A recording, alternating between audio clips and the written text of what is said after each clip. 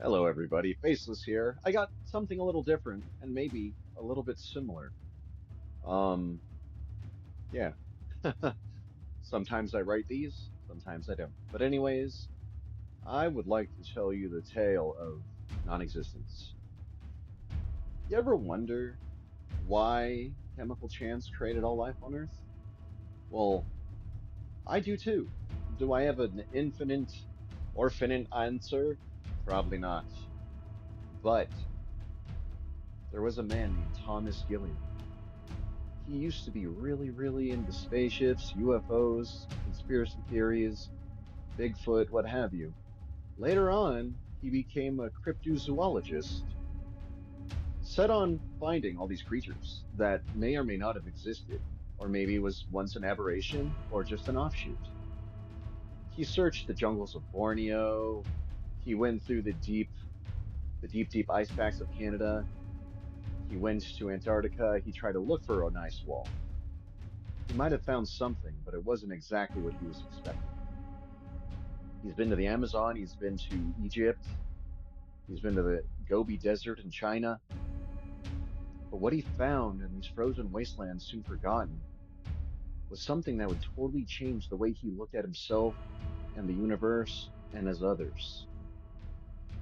He found what looked to be something that we don't usually see. It was something built by an architect whose hands could not be determined. Some might say they're extraterrestrial.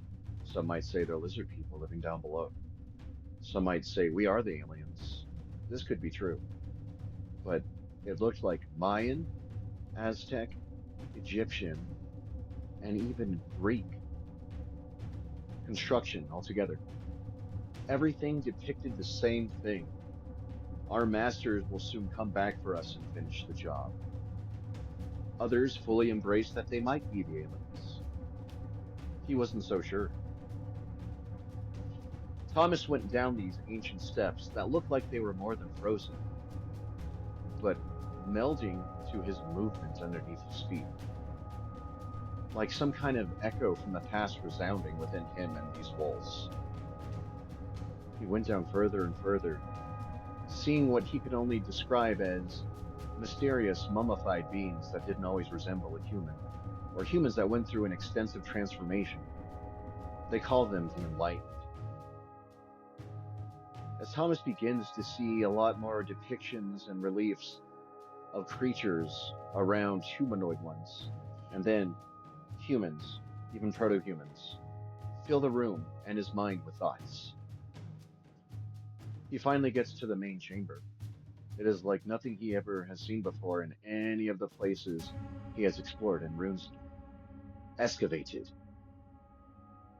He finds something sitting on a throne, 10 to 12 feet tall, but it's not just embracing a sword, there's a scepter, but it's smaller than its hand hook. Thomas grabs the scepter and looks deep into it and sees the past, present, future, and things that will be, things that have been, and things that have yet to become.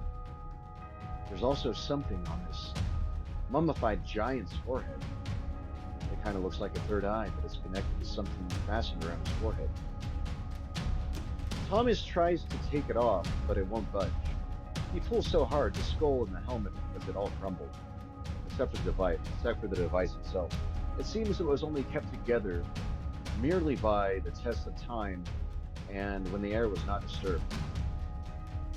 Thomas Gilliam was the first one to discover that we were truly the aliens, and the masters were the ones who truly owned this earth. Thomas went around sharing his information with everyone, anyone who'd be willing to listen, anybody who would want to listen, and even people who maybe didn't want to listen now, but they had the information that they might realize later. He knew he was putting his family at risk. But then again, the only family he had back at home was his dog.